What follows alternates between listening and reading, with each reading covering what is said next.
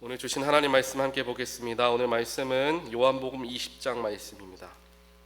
요한복음 20장 24절부터 28절까지 말씀 우리가 한 목소리로 읽겠습니다. 24절부터 같이 읽겠습니다. 12 제자 중에 하나로서 디두모라 불리는 도마는 예수께서 오셨을 때에 함께 있지 아니한지라. 다른 제자들이 그에게 이르되 우리가 주를 보았노라 하니 도마가 이르되 내가 그의 손에 못자국을 보며 내 손가락을 그 못자국에 넣으며 내 손을 그 옆구리에 넣어보지 않고는 믿지 아니하겠노라 하니라. 여드레를 지나서 제자들이 다시 집 안에 있을 때에 도마도 함께 있고 문들이 닫혔는데 예수께서 오사 가운데 서서 이르시되 너희에게 평강이 있을지어다 하시고 도마에게 이르시되 내 손가락을 이리 내밀어 내 손을 보고 내 손을 내밀어 내 옆구리에 넣어보라. 그리하여 믿음 없는 자가 되지 말고 믿는 자가 되라. 도마가 대답하여 이르되 나의 주님이시오 나의 하나님이시니이다. 아멘. 오늘 기쁨으로 지난 주일 부활절 예배를 하나님께 올려드렸습니다. 보통 많은 교회들이 부활에 대한 소식과 또 말씀들을 이제 부활주일에만 이렇게 선포가 되어지는 게 사실입니다. 하지만 우리 교회에 성서 일과라고 해서 매 주일마다 목회자들이 설교를 할 수 있도록 가이드라인을 주는 그런 자료를 보게 되면 이제 교회력이라는 게 있지 않습니까? 부활절부터 이제 오순절까지를 부활절 후 첫 번째 주 오늘이죠. 그리고 부활절 후 여섯 번째 주일까지 총 6주간을 부활하신 예수를 기념하는 예배를 드리라라는 성서 일과를 이제 줍니다.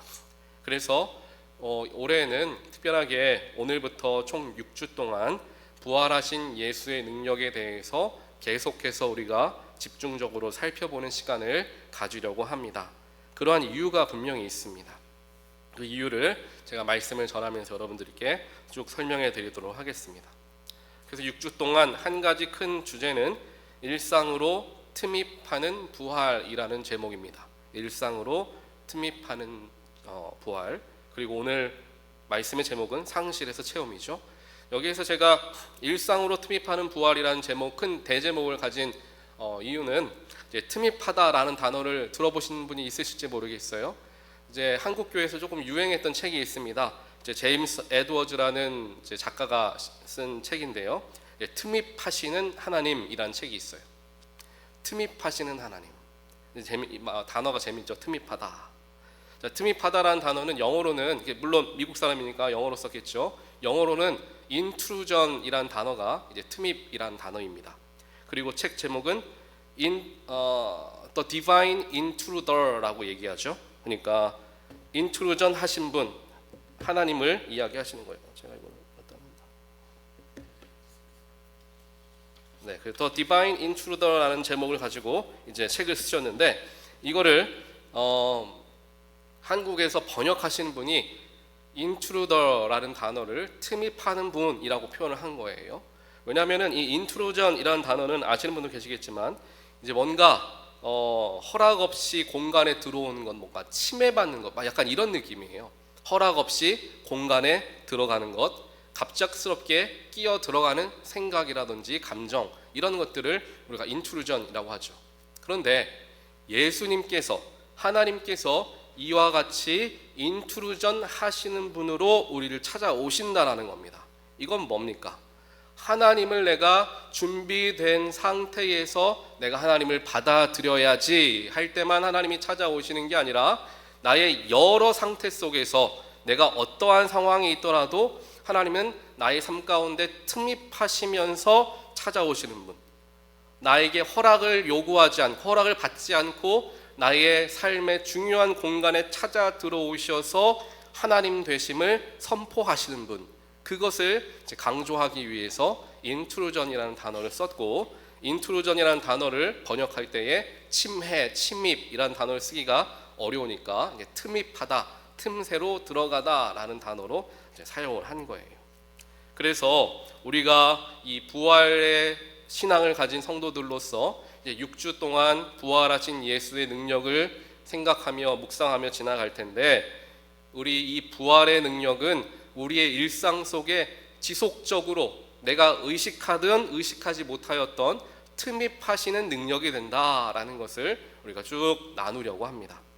그래서 주로 예수의 부활을 체험한 사람들에 대한 이야기를 이제 나눌 거예요. 오늘은 첫 번째 시간으로 이제 상시에서 체험으로라고 이제 도마의 이야기를 우리가 함께 살펴봅니다.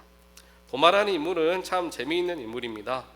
오늘 말씀을 보니까 도마에게 다른 이름이 있죠. 디두모라 불리는 도마가 있다라고 얘기해요. 디두모라는 단어는 이제 쌍둥이라는 의미입니다. 쌍둥이라는 단어예요. 실제적으로 뭐 쌍둥이였을 수도 있겠지만 뭐 정확하게 알 수 있는 것은 없습니다. 그런데 이 성경에 나와 있는 단어들은 무언가 다들 영적인 의미를 갖고 있습니다. 이 쌍둥이다라는 것은 뭔가 내 안에 두 가지의 마음들이 함께 공존하는 상태의 캐릭터인 도마를 표현하는데 굉장히 유용하게 사용되어지는 단어가 될 수가 있는 거죠.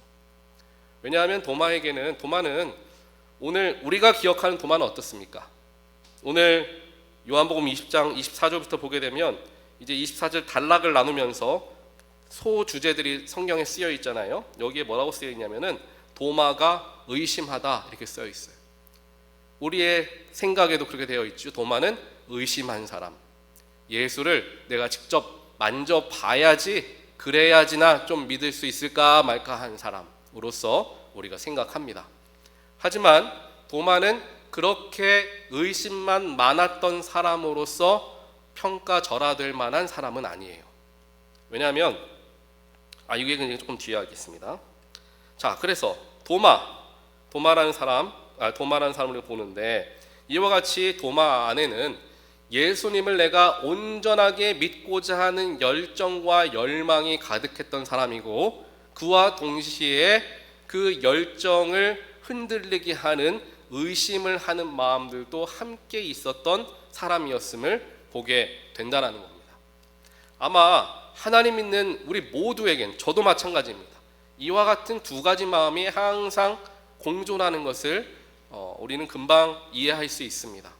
하나님을 내가 열심히 믿어야지, 하나님을 의지해서 이 어려움을 승리해야지 라고 생각을 하다가도 문제 앞에 서게 되면 한숨부터 나오게 되고, 오늘 주일에 나와 하나님 말씀의 은혜를 받았다가도 내가 그래 참아야지, 내가 용서해야지, 하지만 일상에 돌아가면 또다시 좋지 않은 기억이 떠오르면서 내 안에 분노가 차오르는 그러한 이중적인 마음들이 항상 우리 마음속에 공존하는 거예요.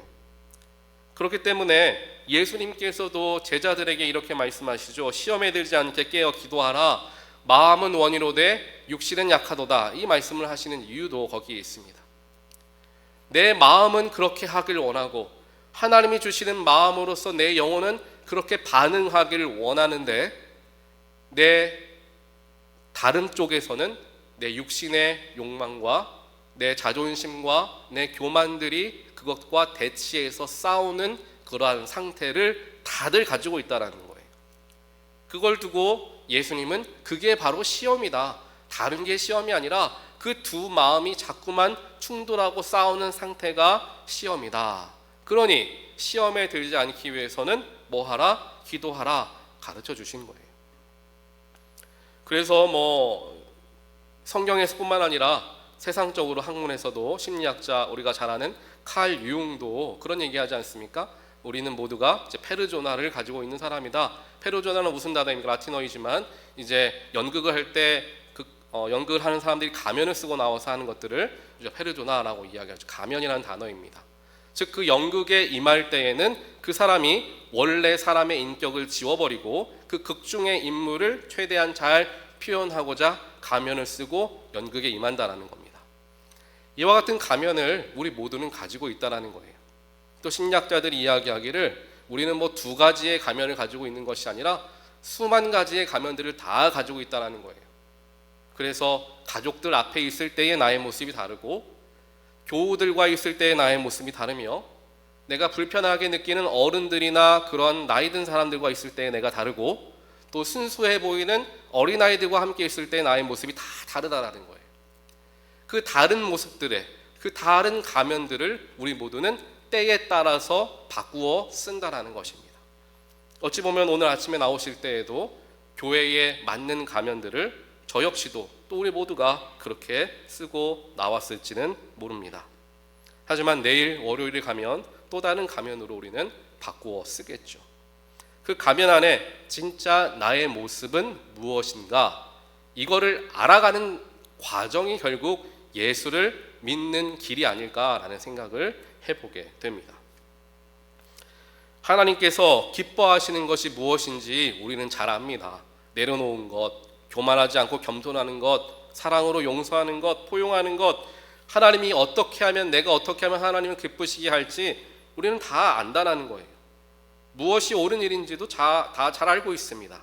그런데 내 욕심과 정욕이 자꾸만 충돌하고 그러면 안 되는 걸 알면서도 잘 되지 않죠.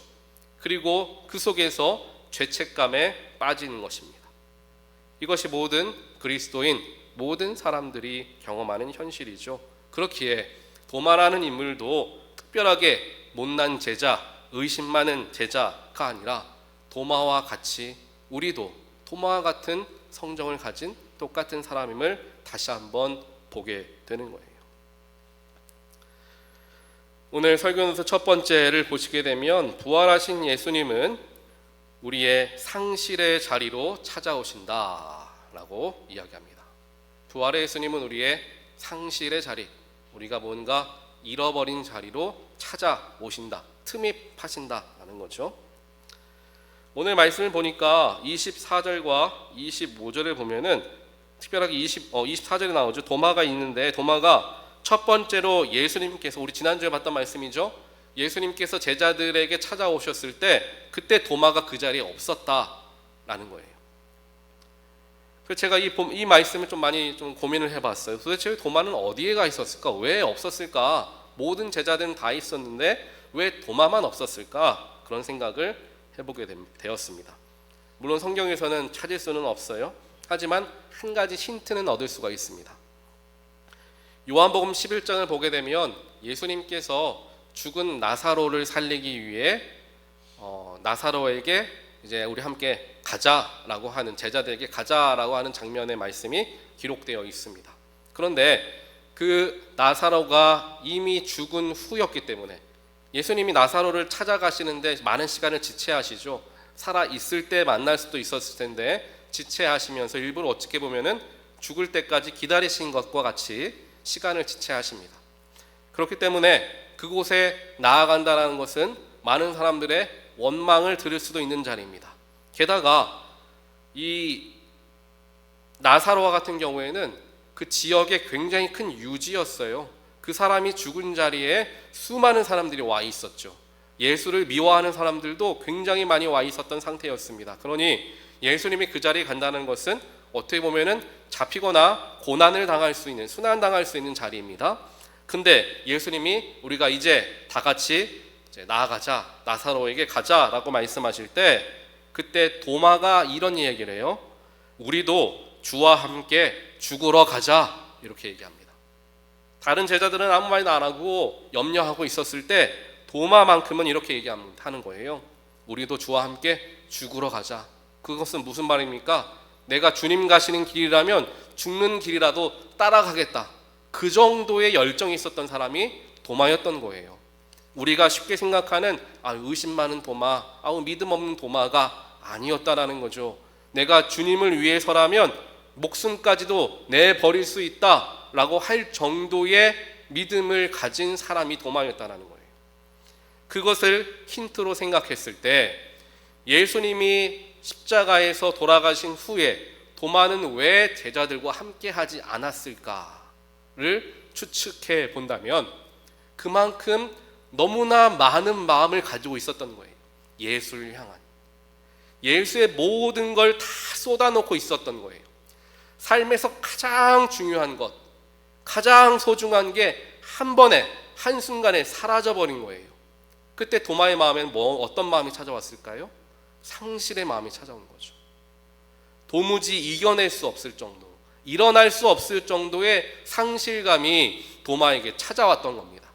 예수를 위해서라면 내가 예수님을 지키면서라도 내가 대신이라도 죽겠다라고 했던 사람이었는데, 내가 사랑하는 예수님이 죽고 난 후에 너무나 큰 허탈감과 상실감이 그 안에 찾아오게 되니, 제자들이 모인 곳에 내가 굳이 거길 왜 가야 하나, 모든 게 다 끝났는데 라는 마음으로 그 상실감에 이기지 못하여서 아무것도 하지 못하는 상태는 아니었을까, 이런 생각을 해보게 되는 거예요.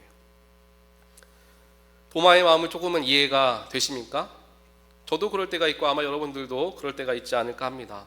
삶에 너무나 큰 문제, 너무나 상심되는 일이 나에게 찾아오면 하나님께 나아가는 것조차 하기 어려울 때가 있어요.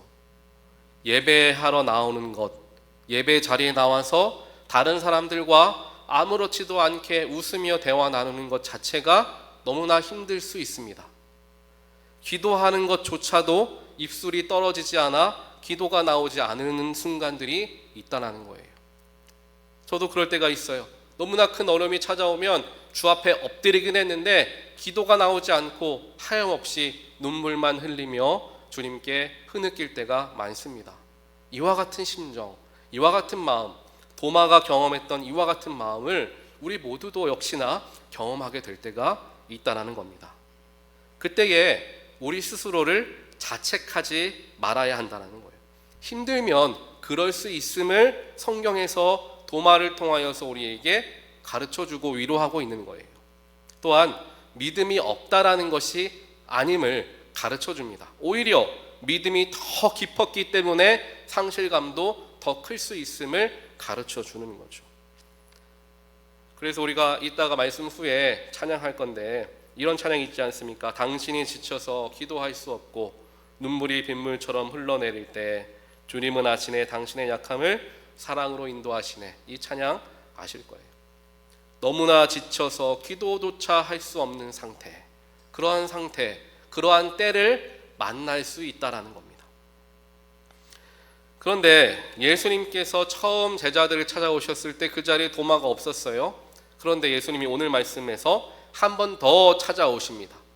한 번 더 찾아오신 이유는 분명히 알 수는 없지만 오늘 도마 얘기가 나오는 걸 보니 그때에 처음 오셨을 때에 도마가 그 자리에 없었던 것이 예수님이 마음이 좀 쓰이지는 않으셨을까, 이런 생각을 해봅니다. 그래서 어떻게 보면 예수님께서는 다시금 도마를 만나기 위해서 두 번째로 그 집에 방문하셨을 수 있겠다라는 거죠.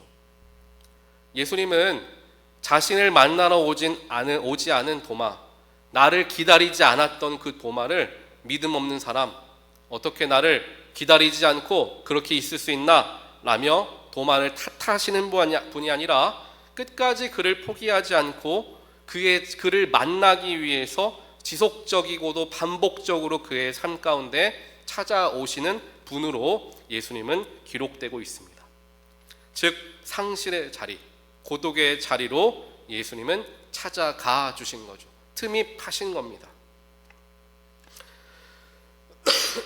두 번째 설교 노트 보면은 우리가 연약하기 때문에 일상으로 틈이 파시는 부활의 능력이 필요합니다라는 거예요. 자, 부활의 능력, 부활이라는 것은 아까 말씀드린 것처럼 부활절에만 기쁨으로 우리가 누리고 끝나는 것이 아니라 우리의 일상에서 지속적이고도 반복적으로 경험되어져야 하는 게 부활의 능력입니다. 왜냐? 우리는 연약한 사람이기 때문에 날마다 넘어지고 부활의 소망을 잃어버리는 사람들이다라는 것을 우리가 기억할 때 그때마다 순간마다 나에게 필요한 것은 다름이 아닌 부활의 능력이라는 거죠. 오늘 말씀을 보니까 도마가 이런 이야기를 합니다. 내가 예수님이 부활하셨다라고 니게나들이 얘기하는데 예수님의 못자국에 손을 대보지 않은 이상 내가 믿지 않겠다라고 이야기를 해요. 이걸 두고 우리가 이야기하죠. 참 도마는 의심 많고 믿음이 없다라고 이야기하지만 이런 거예요. 그러니까 오늘은 제가 조금 다 다른 측면으로 바라봅니다. 이런 거가 아닐까라는 추측이죠. 여러분들이 누군가에게 뭔가 큰 어려움을 경험한 적이 있다라고 생각을 해봅시다. 사기를 당했거나 좋지 않은 경험이 있어요. 그러면 다음번에 그 사람의 말을 내가 들을 때에 어떤 마음이 듭니까? 조금 더 경계하는 마음이 들죠. 쉽게 마음을 내질 못합니다. 왜냐? 그런 경험이 있으니까. 도마도 마찬가지였던 겁니다.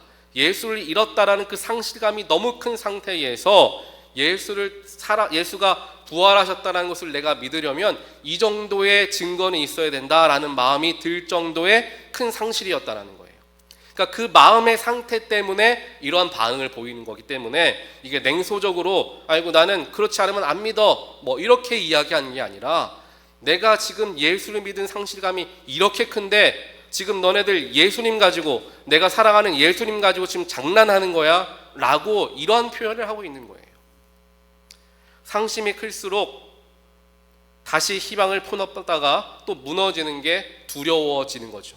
부활하신 예수님이 정말 예수님 부활하셨다고? 라고 했는데 그게 사실이 아닐까 두려운 거죠. 그 마음의 그 중심을 우리가 조금 살펴볼 수 있어야 돼요. 하지만 예수님은 이 도마의 요구를 들어주시고 도마에게 직접 손을 대보게 하시죠. 예수님이 얘기하실 수 있어요. 도마야, 네가 굳이 나의 몸에 손을 대보아야지 믿겠느냐? 물론 뒤에는 보지 않고 믿는 게 더 낫겠다라고 말씀하시지만 그래도 그 마음을 그렇다면은 도마야, 네가 손 댈 필요 없다. 내가 여기 있지 않느냐라고 말씀하실 수도 있지만 예수님은 다른 말씀 안 하시고 도마에게 직접 자기의 못자국을 만져보게 하시며 부활의 산 증인 1호로 만드는 거예요. 다른 사람들은 부활하신 예수를 봤어요. 그런데 도마만큼은 예수를 만졌습니다. 진짜 증인의 산 증인 1호가 된 거죠. 여기에서 우리는 여러 가지 생각을 해볼 수가 있어요. 오늘 말씀에서 사실 지난주에 보았던 말씀 요한복음 20장 19절부터 23절 말씀에서 예수님이 이미 제자들과 한번 만나셨잖아요. 그 집에 찾아갔을 때. 근데 그 집이 다 꽁꽁 잠겨 있었다. 두려워하고 있었다. 하지만 부활 예수를 만나서 그들이 두려움이 기쁨으로 변화되어서 감사하게 되었다라고 우리가 말씀을 나눴습니다. 그런데 오늘 말씀 시작하는 걸 보니까 그들이 또 집에 모여 있는데 또 문을 닫고 있었다라고 성경은 얘기해요. 지난주에 보았던 말씀에서는 이제 기쁨으로 변화해서 문을 열고 나가서 예수님 부활하셨습니다 선포하며 살아갈 줄 알았는데 오늘 말씀 보니까 또 문을 꼭꼭 잠그고 집에 숨어 있었다라는 겁니다. 이게 뭔 얘기입니까? 부활하신 예수님을 한번 만남을 통하여서 내 두려움이 기쁨과 감사함으로 변화되는 체험을 했지만 그 체험은 한 번으로 족하지 않다라는 겁니다. 내 인생에 그런 경험 할 수 있습니다. 하지만 그 경험이 내 일생에 한 번의 경험이 되어서는 안 된다라는 거예요. 그래서 우리가 6주 동안 부활의 능력을 반복적으로 살펴보는 이유도 여기에 있고 우리의 일상으로 틈입하시는 부활의 능력을 기억해야 한다는 의미도 여기에 담겨져 있습니다. 예수의 부활은 한 번 경험하고 만나고 끝나는 것이 아니라 내가 매번 되뇌이며 살아가지 않으면 나의 연약함 때문에 그 부활의 소망을 잃어버리고 마치 영원의 세상이 없는 것처럼 세상에 빠져서 물질에 빠져서 살아가는 연약한 사람들이기 때문에 부활하신 예수님을 자꾸만 만나고 자꾸만 경험하고 자꾸만 체험하는 일들을 반복적으로 해야 함을 우리가 기억해야 하고 그것을 여지없이 보여주고 있는 제자들의 모습을 대조적으로 예수님 오늘 말씀에 기록되어 있는 것을 우리에게 보여주시는 거예요. 지난주 말씀과 오늘 말씀. 부활 예수를 만났지만 그 순간에는 두려움이 기쁨으로 변했지만 조금 시간이 지나니까 또다시 두려움은 찾아오더라라는 거예요. 이러한 연약한 우리의 심성을 성경은 그대로 우리에게 보여주고 있습니다. 그러면서 예수님께서는 다시 한번 제자들을 탓하지 않으시고 그들에게 평안을 선포하시고 또한 그것이 부끄러운 게 아니라 인간의 연약함의 한계임을 주님이 아셔서 다시 한번 찾아가 주신 거예요. 너네들이 어떻게 그럴 수 있어? 벌 받아라가 아니라 연약해져 있는 것 이해하며 한 번 더 찾아가 주시는 거죠. 그렇기 때문에 부활의 예수님은 우리의 일상에 끊임없이 나타나고 고백되어져야 하는 놀라운 능력이 됨을 오늘 말씀을 통하여서 우리가 살펴볼 수 있는 겁니다. 마지막 세 번째 설교 노트 보시면 틈이 파신 그 자리에서부터 굳건한 믿음이 시작됩니다 라는 거예요. 마치 비가 온 뒤에 땅이 굳어지는 것과 같이 연약한 상황 속에서 어려운 환경과 낙심되는 큰 상실 속에서 어두움에 갇혀 슬피 울고 있는 그때에 나의 삶 가운데 틈이 파신 예수의 부활 능력을 통하여서 내가 기쁨으로 마음을 회복하게 되고 나의 믿음이 더 굳건해지는 놀라운 시작이 바로 그 자리가 되어진다라는 거죠. 도마가 비록 여러 가지 감정들이 뒤섞여서 주님을 의심하긴 하였지만 부활하신 예수를 다시 한번 직접적으로 만난 후에 도마는 뭐라고 고백합니까? 28절이죠. 나의 주님이시오 나의 하나님이십니다 라는 놀라운 고백, 위대한 고백을 이제 도마가 하게 된다는 거예요. 이 고백이 어찌 보면 요한복음 전체에서 가장 높은 수준의 신앙의 고백이 됩니다. 이 가장 높은 수준의 신앙의 고백이 누구에게서부터 나옵니까? 의심이 많았던 도마에게서부터 나왔다라는 거예요. 증거를 요구했던 그 손으로 주님을 붙든 겁니다. 이렇게 부활의 예수님께서 그의 삶 가운데 찾아와 주셔서, 즉 틈이 파셔서 만나 주신 것은 하나의 사건으로 끝나는 것이 아니라 그 사람의 마음과 삶을 변화시키는 놀라운 믿음의 고백으로 연결되어진다는 거죠.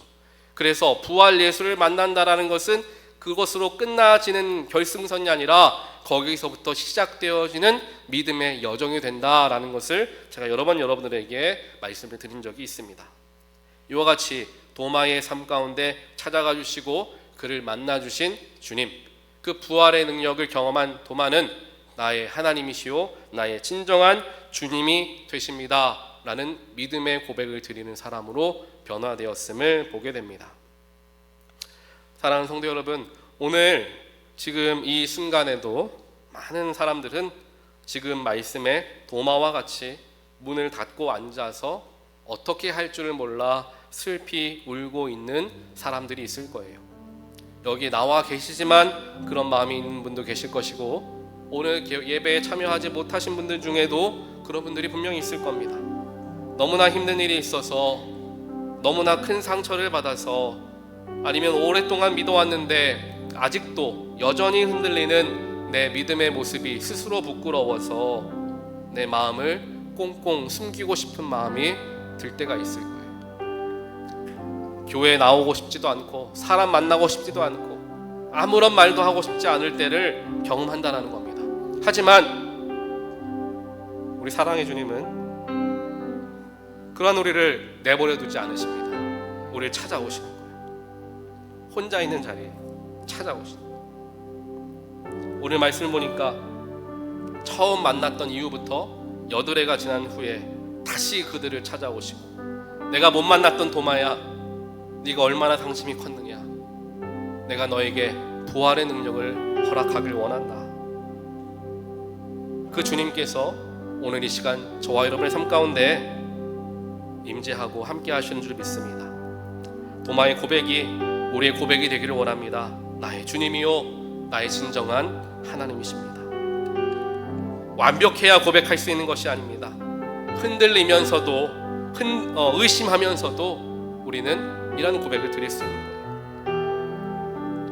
오늘 이 말씀을 함께 기억하면서 비록 나의 마음에 이와 같은 마음이 있다 할지라도 그 속에 찾아오시는 그 주님의 능력을 붙들고 다시 한번 소망을 갖게 되는 저와 여러분 되시기를 다시 한번 주님의 이름으로 간절히 축원드립니다. 우리 이 시간 함께 찬양을 할 텐데요, 우리 누군가 널 위해 기도하네, 우리 함께 마음을 다해 찬양하겠습니다.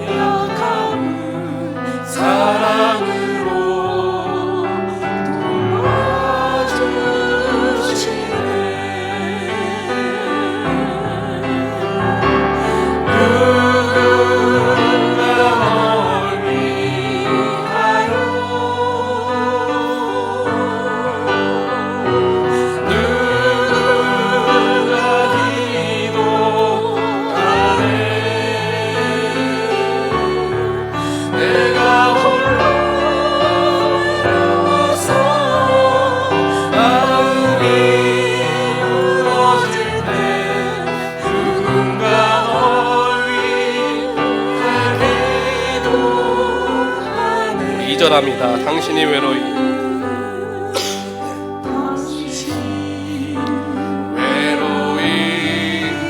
홀로 남았을 때 당신은 누구에게 위로를 얻나? 주님은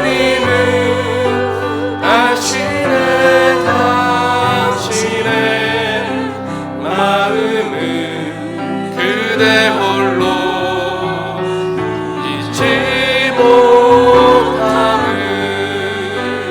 누군가 너를 위하여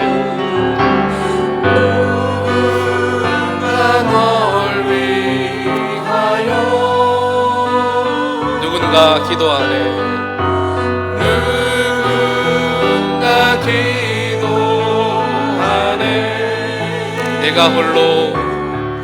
내가 홀로 외로워서 마음이 무너질 때 누군가 널 위해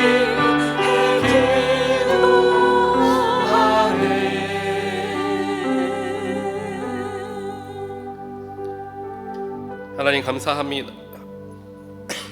감사합니다.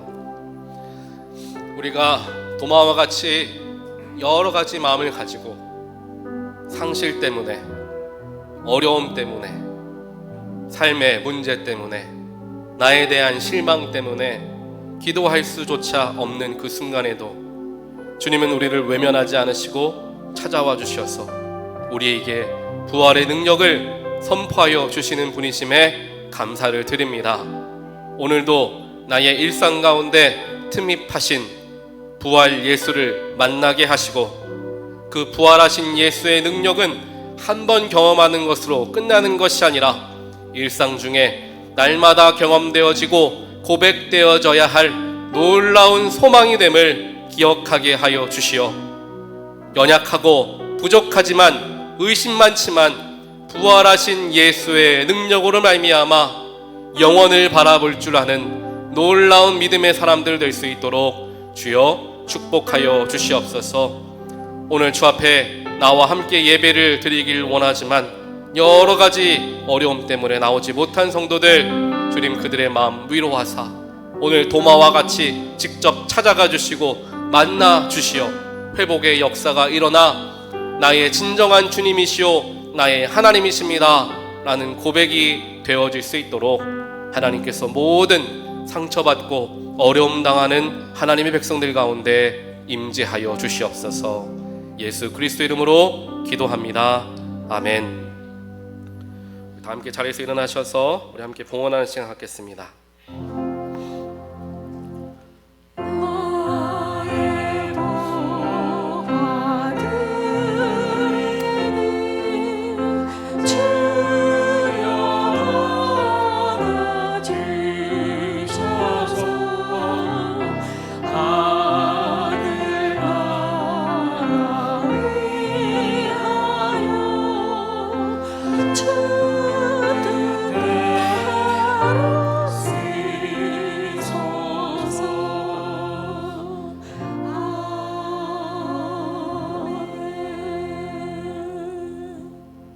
사랑과 능력의 하나님 감사합니다.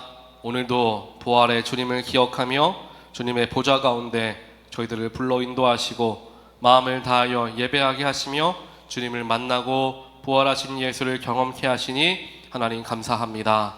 이 시간 감사하는 마음과 삶의 중심을 담아 하나님께 봉헌에 올려드리오니 주님 기쁨으로 받아 주시옵소서. 이 봉헌 속에 담겨져 있는 우리의 기도와 우리의 눈물과 우리의 소망을 주님 아시오니 하나님의 선하신 뜻 가운데 응답하여 주시옵소서. 오늘 주 앞에 나오길 원하지만 여러 가지 어려움과 육신의 질병과 상황 때문에 나오지 못한 성도들 주여 기억하시고 그들에게도 동일하게 찾아가사 놀라운 능력으로 그들을 회복하여 주시어서 주님께 기쁨으로 나와 함께 예배할 수 있는 날이 속히 오게 하여 주시옵소서. 다시 한번 드려지는 헌금 주님 기쁨으로 흠양하시고 하나님의 놀라우신 사역 가운데 귀하게 쓰임받게 하여 주시옵소서. 예수 그리스도 이름으로 간절히 기도합니다. 아멘.